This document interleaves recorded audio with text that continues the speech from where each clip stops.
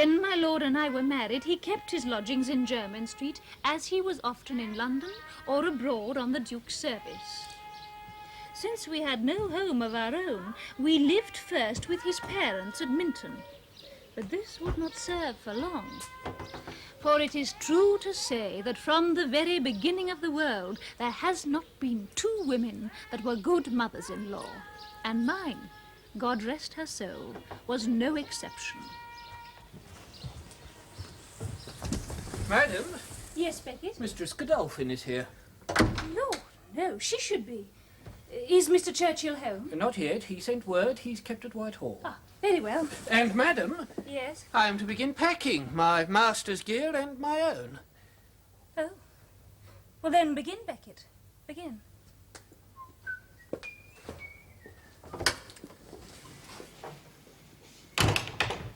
Why, Meg. Sarah. You shouldn't be walking abroad. My Lady Sunderland brought me in her coach and calls for me again. But look at you, big as a ton of sack. I'm very well. Questionless, but the child. He does well, too. He. I'm sure of it. I've prayed so hard for a son. They say it is the surest way of getting a daughter. That can't be true, because if so, you should pray for a daughter to be sure of a son, and that would be trying to deceive God.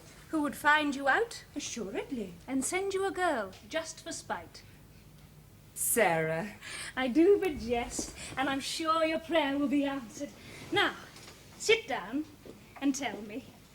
Is Mr. Godolphin still in Brussels? At Brussels or The Hague or Nijmegen, where they do nothing.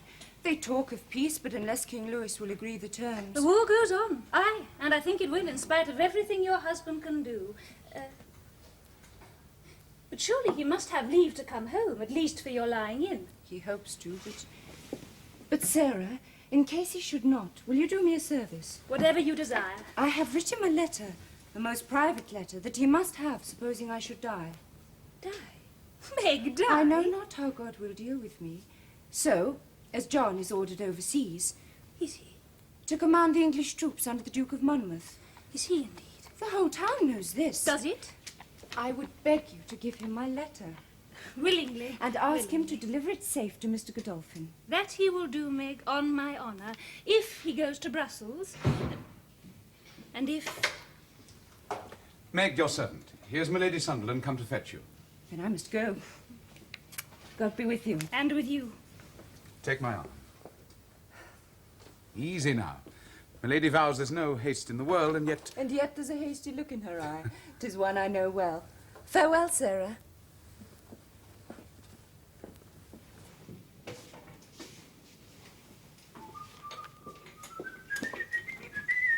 Beckett, Madam? later. But my master said begin packing, and you said that Never I'm... mind what I said. Do as I say. Very well, madam. Would you take this? The landlord's reckoning for last week. Master, I tried to pack your thing. Later, Beckett.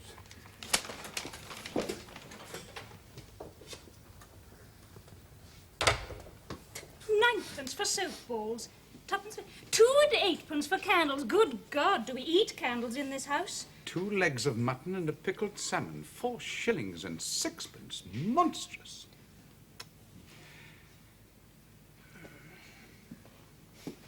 Duke James, with the King's approval, has made me brigadier afoot, with the power to enlist recruits. 1 shilling for porterage. 2 shillings for laundry. Pox on the man, he's a robber. Now, if we had our own house... Did you hear what I said? Aye. But you have the spleen and don't care. Sarah, what is it? It can't be 2pence for herrings, so what troubles you? Do you go to Flanders? First to The Hague to concert plans with the Prince of Orange. When? Tomorrow. Tomorrow. And you marvel that I'm angry. Beckett knows, Meg Godolphin knows, the whole town knows, but I am the last to be told. I have told no one but you this instant. Indeed, it is only 3 hours since the Duke gave me orders to leave. But you must have suspected for days. Suspicion is one thing and leads to rumor, but until I am sure of a thing, I'll tell no one, not even you. Oh, this is using me like a child, a creature without wit or discretion, and I will not be used, sir. Sarah. No. If we're to live together, you must trust me, as I trust you in all things. I trust you with my honor and my life, but to speak of everything beforehand... What's this? Oh. Yes? Tea. 2 pounds of tea. At 12 shillings a pound? 16 shillings. The best pico. And you complain of twopence for herring? It is cheating I complain of, not proper expense. This was bought especially for when you get fits of the headache, as you do, sometimes near madness.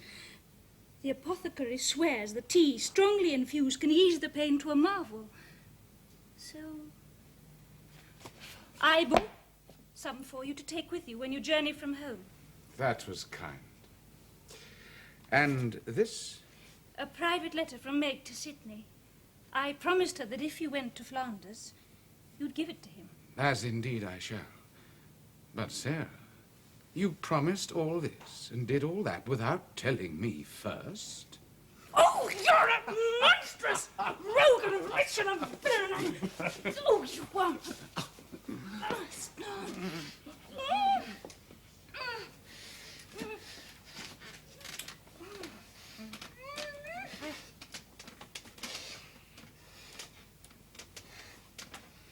Oh.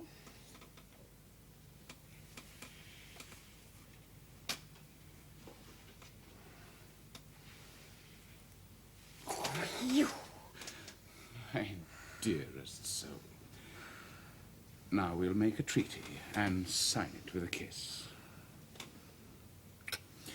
You shall do exactly as you see fit, as indeed you do now, and tell me when you please. Yes, John? And I shall consult you first in all things, except one. What is that? My orders as a soldier, where secrecy must be kept. But... No buts, sweetheart. With this new commission, my movements begin to be of interest. Men watch where I go and when. But are you in danger? Do they seek to kill you? God, no. But there are spies everywhere, and the less they know, the less harm done. Now, is our pact agreed? Very well, then. Agreed. But, John... Master? I beg your pardon. Poor Beckett. Methinks he preferred you a bachelor. Right. Oh. John? Will there be peace at Nijmegen, or will the war go on? I only ask because if it should, then you will be in danger. We're all hot for the war. The French, the Empire, Orange, even York, though he loves the French and abhors the Dutch. But you know our Jamie. Damnation, says he. If we're to fight, then let us fight instead of walking round each other like bristling dogs. The Parliament has voted the money, though not near enough. So it goes on? I think not. For once, the balance rests with England. That is the king. And the king wants peace. Truly? I'm sure of it. While we plan the campaign, he sits there smiling behind his hand. And each night in his bedchamber, he speaks close and quiet with the French ambassador. The king wants peace, and he'll have it. Is there water here? Beckett will fetch you some hot.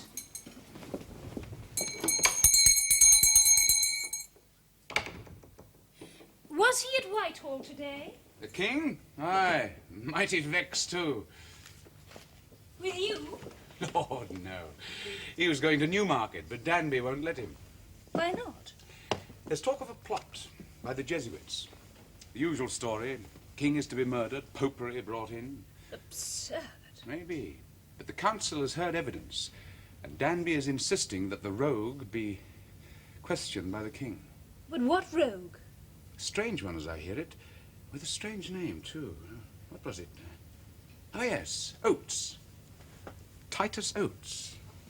This young man, who pretended to be Doctor of Divinity, was without doubt the greatest liar that has lived since Ananias. Yet there was some fact mixed with his lies, and the council believed him, or affected to. An Irish port. And, your gracious majesty, here it is all set out in my narrative. The ringleaders, their names, and what part each was to play. My meetings with the chief conspirators amongst the Jesuits, the money paid to each assassin. And as I have ventured my immortal soul for your majesty, in pretending conversion to their faith, so now I come to save your majesty's life. I, no less than that, by making known this hellish conspiracy and plot. Mr. Oates, you have said that one Father Conyers was engaged to stab His Majesty. Did he tell you this? Aye, did he. And showed me the knife. 1 foot long in the blade, and half a foot in the shaft. And how did he propose to make his escape afterwards? If he could avoid being knocked on the head at the time, he made no doubt of his pardon. From who, Mr. Oates? The Duke of York? Nay, your majesty. Who then? The papist lords. Those who would command the government, the rebellion, and rule the country after your death. Name them. My lords Wardour, Powys, Petrie, Stafford, and Bellasis. Bellasis? What part was he to play? Commander-in-chief. Villiers has had the gout so badly he's been bedridden these past 2 years. Your Majesty's pardon, I have perhaps mistook the name. A questionless you did. Now, you say that you were in company with Don John of Austria when he paid out certain moneys for bribery. Who was to be bribed? Sir George Wakeman. Her Majesty the Queen's physician. He was to get £10,000 to poison your Majesty. Before I was shot by 4 rough Irishmen and stabbed by Conyers, or after? In case one attempt should fail... And if all else should fail, was I to be smothered by barbarous nuns or kicked to death by the Pope's donkey? Describe Don John of Austria. He is tall, dark, and lean. Like all Spaniards. I know him well. He's short, fair, and stout. Damn, be attended on him. This is the most lying, impotent dog that was ever whelped. Are we to continue with his comedy? No comedy, sir. Arrests have been made and papers found. Among them correspondence between King Louis's confessor, Père Lachaise, and the Duchess of York's secretary. Coleman, I told you to get rid of that idiot, Jamie. And so I did. But the letters exist. And they stink of conspiracy. To kill me? To bring in popery, certainly. And some could be read as incitement to murder. Coleman is a Jesuit. He may be a fanatic, but he's no murderer. Sir, we must pursue this. The tale of a plot is already spread about the country. By whose hand, I wonder? Shaftesbury. If suspicion should arise that you are not zealous in seeking out the conspirators... Yes, I shall be accused of plotting my own assassination, and 5 out of 6 Englishmen are stupid enough to believe it. For my part, I want it explored to the bottom. No matter who is accused, the attack is directed at me. Very well, then I leave this to the law and the Privy Council. As for that creature, give him his pardon and his pension if you must, but keep him away from me. He makes my flesh creep.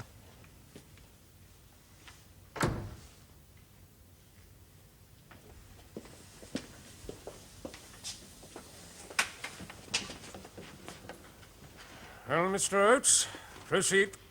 I protest that I will accuse no man falsely.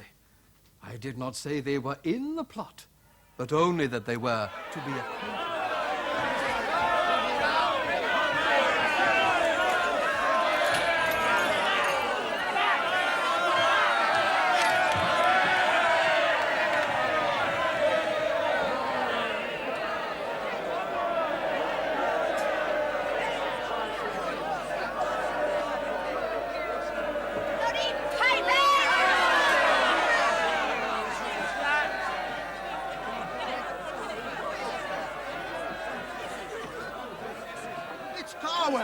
Louise Carwell, the French horse.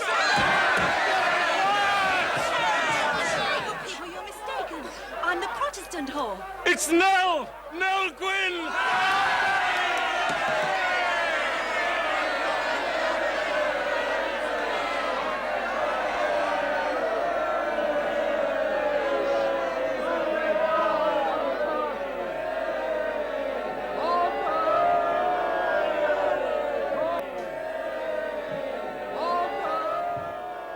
Pray close the door, Barry.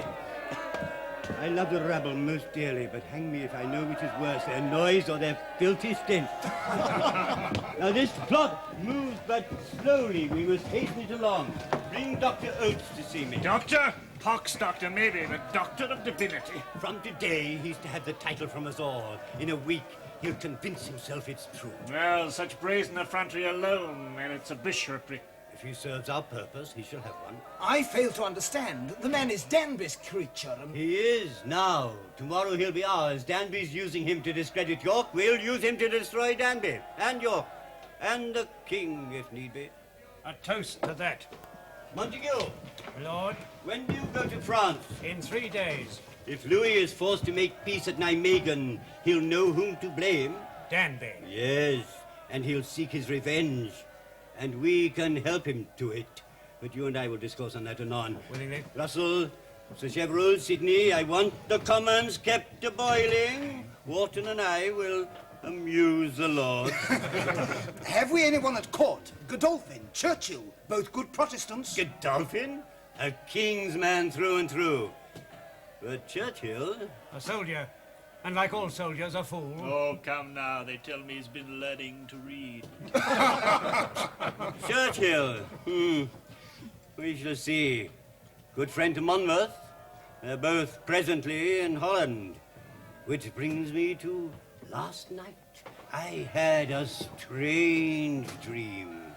I dreamt of a marriage at Rotterdam in the year 1648 between our good King Charles and a Welsh slut named Lucy Water. Now, if my dream should prove to be the truth, what does that make James, Duke of Monmouth? A Protestant heir. But will anyone believe it? Before this work is finished, all England will believe it.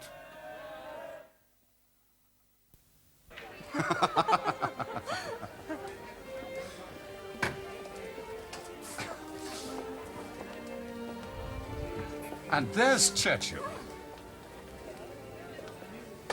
Your Grace, milady. Sidney, well met. Well met indeed. Jack, you should have been at Saint-Denis. You had a battle, I believe. Did anyone win? No. Then I'm glad I was not there. We fought hard all day, damned hard. Then we lay on our arms all night, waiting to engage again. And can you conceive, Jack? When the dawn came, the French had gone, leaving their wounded, their baggage, everything. Do you know why, sir? Sidney, do you know? It is rumored Sidney knows as well as we do.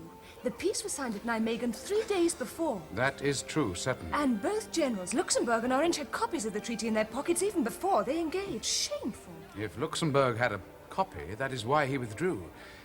But you lay on your arms all night, sir. Orange knew nothing. Well, it may be so. But I tell you, this William's a shrewd prince and a brave little man. But he's got no talent for war. No genius for it. What other news? Well, first, you remember how the Princess Mary wept when she saw him? Now she's deep in love. Second, she miscarried 3 months ago. That's what they say, but, let me whisper you. Indeed, one could scarce conceive. Exactly. That is the argument. For it Henrietta, appears that... forgive me. We must pay our duty to the prince. We leave for England tomorrow. Sidney goes with us. We shall meet there. Adieu. Adieu, Your Grace. Lady, adieu. Last I have my release. Now, what of Meg? Did you see her before you left? We did, and she glows like a ripe pumpkin, albeit much in need of your company. And as I hoped you would be here tonight, I've brought you this. Given by Meg to Sarah, and Sarah to me, with strict instructions to put it into your hand. And if you would do me the like service. Forgive me. What did you say? No matter. A letter for Sarah, if you'd be so good. Oh, But, Sidney... I know. Meg's devout. Her thoughts are ever on salvation. And heaven is more real to her than this world. But when children come and she has a family to think about... I would not have her different.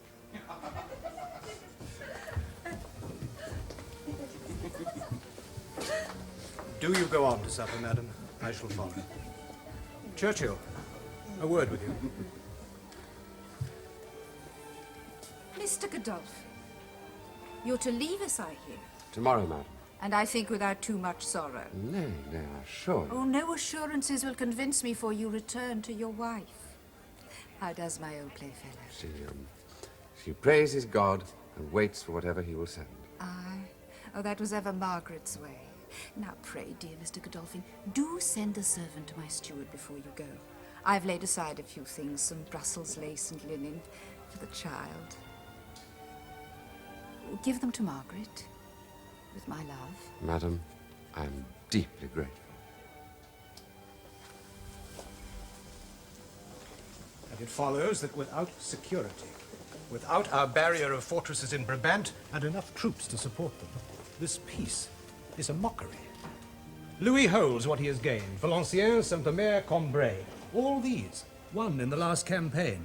And we have gained nothing. The French are poised to attack us as soon as Louis thinks fit. I know his ambition, and I abhor it. He seeks to subdue all Europe and rule it as a province of France. And so I ask you again, will England keep our alliance and nourish it with troops? Sir, why do you ask me? Because you are a soldier looking at matters as they are, and because I think you will tell me the truth as you see it. Then I will try, sir. And I offer you no hope.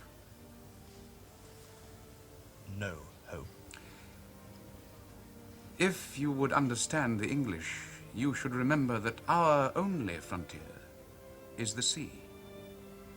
When that is threatened, we will join together to repair the breach, as we did early this year when the King and Mr. Pepys pushed and shamed Parliament into the building of 90 ships of war. The money for those ships will be hard to get, but somehow they'll make shift to find it. Now, sir, when the danger recedes, as with this peace at Nijmegen, the ships will be left half-built and derelict. The trained seamen will be turned onto the streets to starve, beg. Cordage will rot, cannons will rust away. The stores will be sold or stolen, or eaten by rats. Now, when a new danger threatens, all must be done again. And this is the Navy, sir. England's barrier fortress. Your Englishman affects to take pride in his navy. He even makes valiant poems upon it, though he won't pay for it. Not in peacetime. But the army is a different matter. The English fear and detest armies and all who serve in them. The soldier is an object of hatred and ridicule. But why? Because they remember Cromwell and the major generals. Under the hide of every soldier, the English smell a tyrant. So, the army will be disbanded. Quick as lightning. If His Majesty contrives to keep even his guards, he must pay them from his own purse. Who would wish to be the king of such a nation? Truly not I, sir.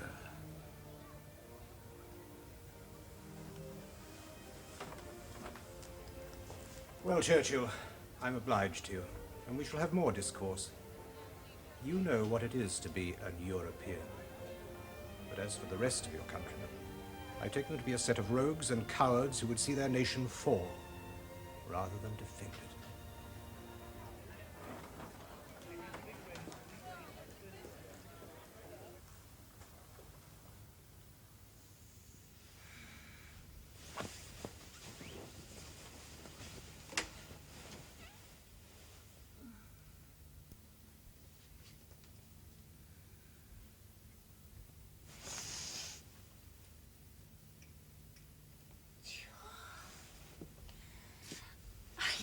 See you for 2 more days.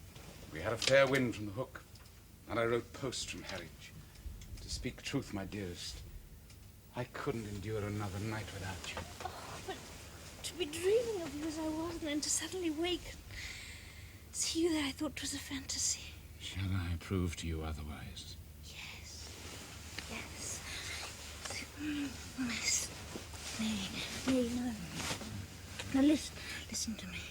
Should you not first take off your spurs? Damn my spurs.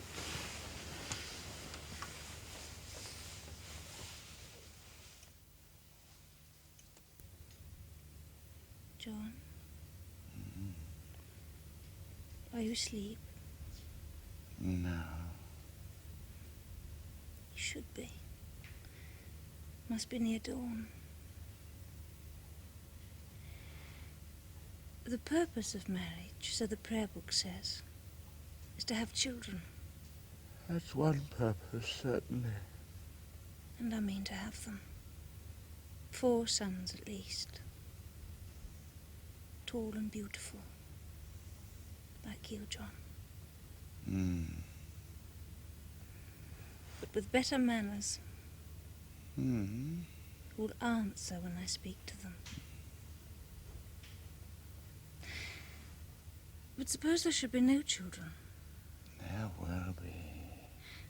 But if not, is our pleasure sinful? Sinful? Only to Puritans. And I'm glad I'm not one.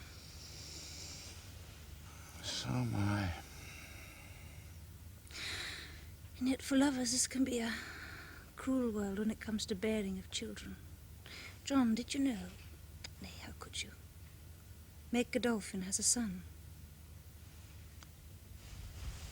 What did you say? When? 8 days since. I was bidden to the christening. A healthy child, and its name is Francis. Sidney was mighty proud. Was? Well, the boy thrives, but Meg was taken with a raging fever. The doctors have tried everything. To no avail.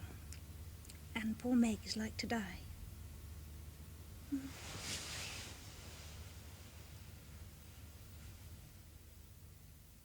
In the first place, my dear, believe me that of all earthly things you were and are the most dear to me. I beg your pardon for all my imperfections, which I am sensible were many, but such as I could help I did endeavour to subdue, that they might not trouble you.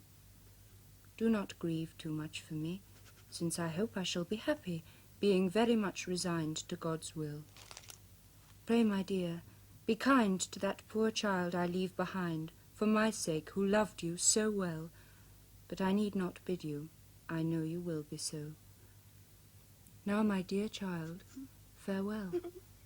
The peace of God, which passeth all understanding, keep your heart and mind in the knowledge and love of God, and of his Son, Jesus Christ our Lord. And the blessing of God Almighty, the Father, the Son, and the Holy Ghost, be with thee, and remain with thee ever and ever. Amen.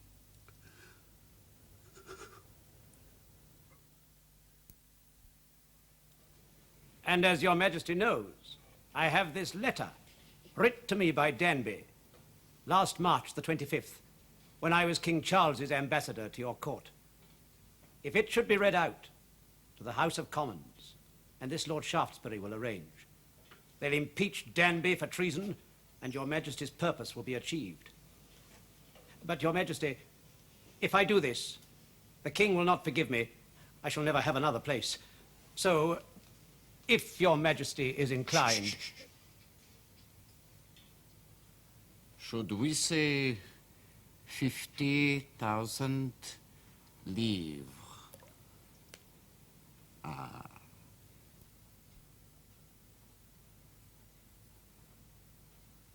Therefore, Mr. Speaker, in all honesty, I believed it my duty to hand you that letter from the Lord Treasurer, and would ask you now to read it. I read it. London, March 25th, 1678.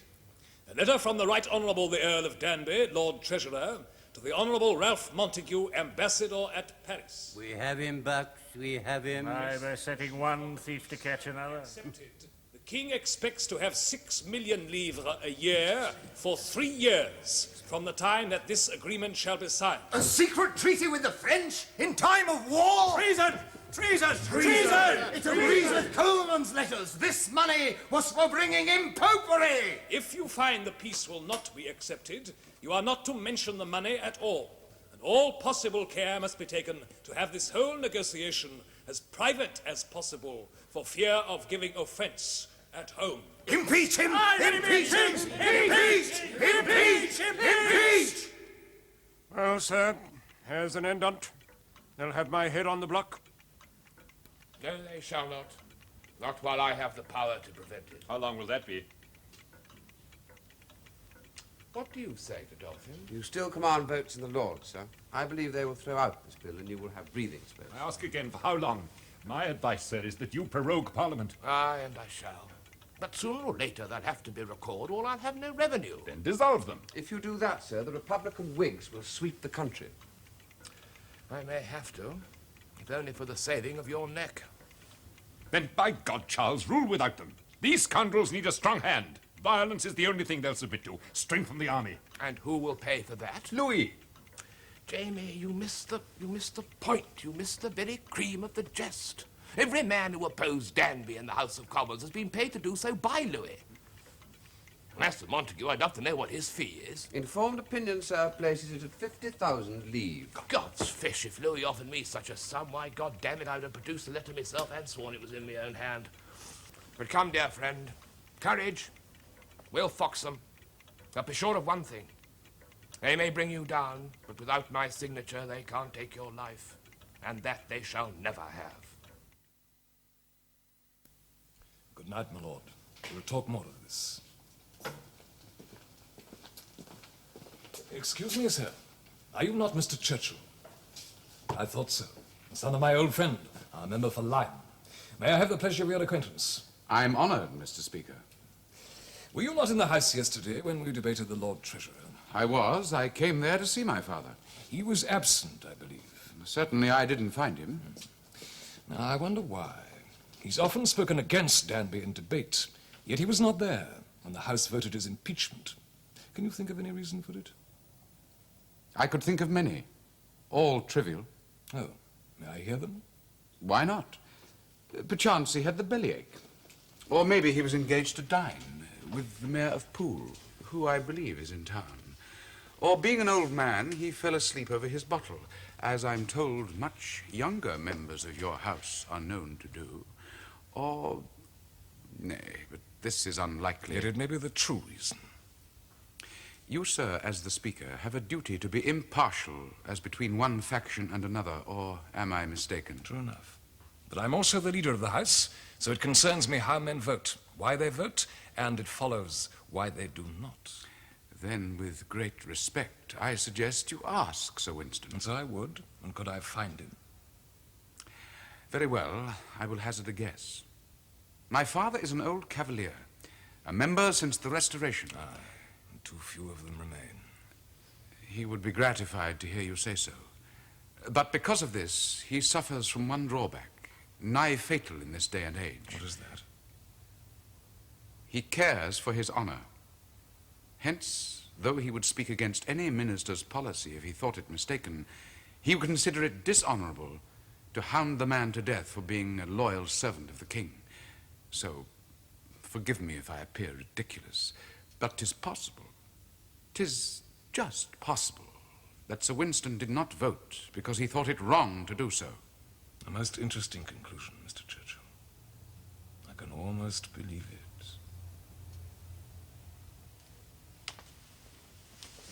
Why, John, you came to fetch me after all. The Duke released me. How was the Lady Anne? Well enough to keep me at cards these 4 hours. And talking, I dare swear. You must be tired. No, I'm not tired. And if I were, it is a small thing to do.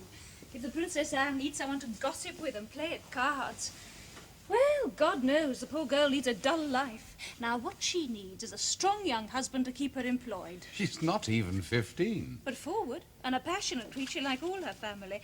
I tell you... Sidney!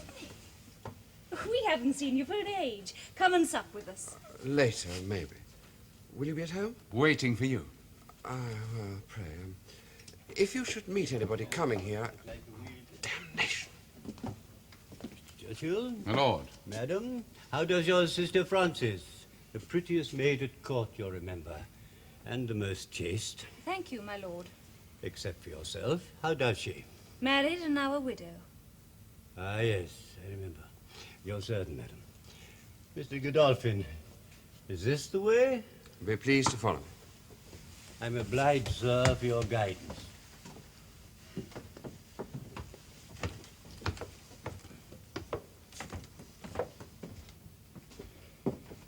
I suppose you know this private stair and where it leads. I do, sir. And I do not. Even so, I think 'twere better you forget this meeting with my Lord Shaftesbury. That'll be no trouble. Your tongue, Sarah, still as sharp as ever. My lord thinks the world of you, as I do. He would like to be better acquainted. For what reason? Oh, come now, John. We'll make your fortune for you if you're a mind to it. You've got eyes and a keen nose. You can smell the way the wind is blowing. Yes. And the stench of corruption that comes with it. You are on the wrong road, sir, and I'll not follow you.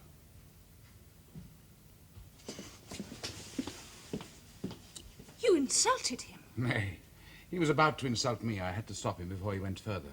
And that you did. So, your proposal is that I should divorce the Queen because she's a barren wife and marry again? And provide your subject with a Protestant heir. 'Tis a course that would commend itself to all your people. Save perhaps for two, the Queen and my brother, not to speak of myself. There are precedents, sir. Harry VIII? Should I cut off the Queen's head? Poor woman, she's suffered enough. No, I'll hear no more of this. Sir, I urge you to consider. England is not France. Here, the whole institution of monarchy depends on the free will and support of the people. And I tell you this, sir. Here in England today is growing such a passion of rage against popery that it can lead only to bloody riot and rebellion. Fostered by your faction. We reflect only the wishes of the people. You reflect your own ambition, Shaftesbury, but remember this. By that sin fell the angels. Now,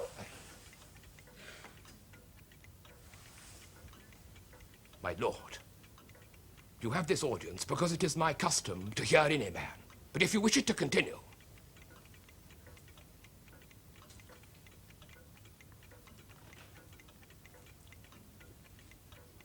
thank you.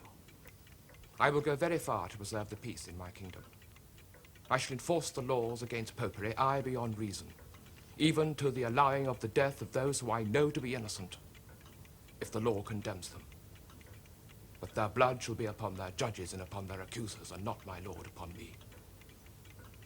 I will accept any measures to ensure the safety of the Protestant religion, but there are certain things that I will not do. I will not put away the Queen. And if you press for an impeachment against Danby, he shall have my pardon, and I'll pardon him 10 times over if needs be. And most important of all, I shall never agree to change the lawful succession. Sir, touching the succession, there's another choice. Indeed. Monmouth, your own son, a Protestant, loved by the people, pronounce him legitimate.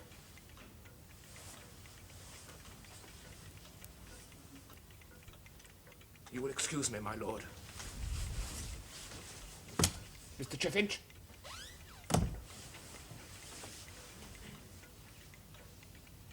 My son is very dear to me, but much though I love him, I would rather see him hanged. We talk to no purpose. But after all, deeds are more useful. Sir?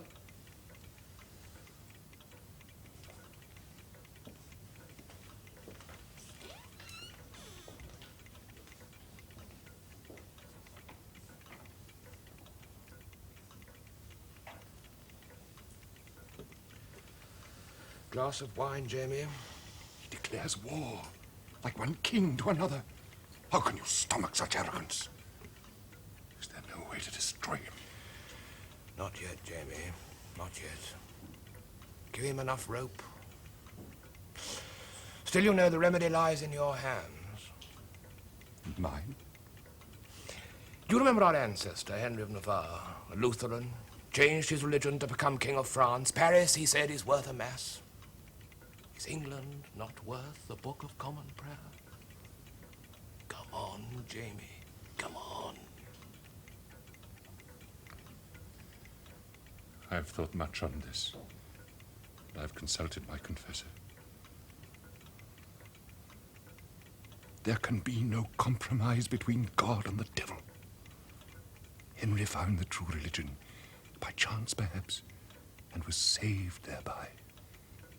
Now that I have found it, am I to imperil my immortal soul? I, Titus Oates, do accuse Edward Coleman, late secretary to the Duchess of York, of So, planning Mr. Coleman, having been found guilty of high treason, you shall return to prison, and from thence be drawn to the place of execution, where you shall be hanged by the neck and cut down alive, your bowels burnt before your face, your quarters severed, and your body disposed of as the king shall think fit. And so the Lord have mercy on your soul.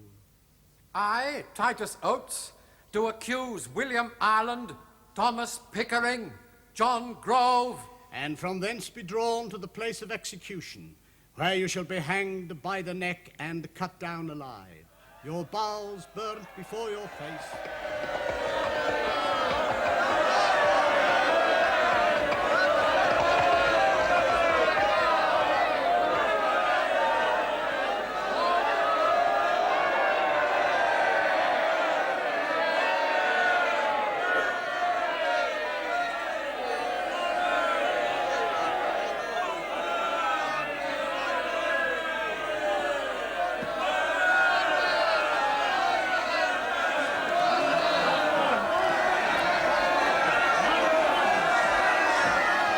Your Grace, with their help, we'll make you a king.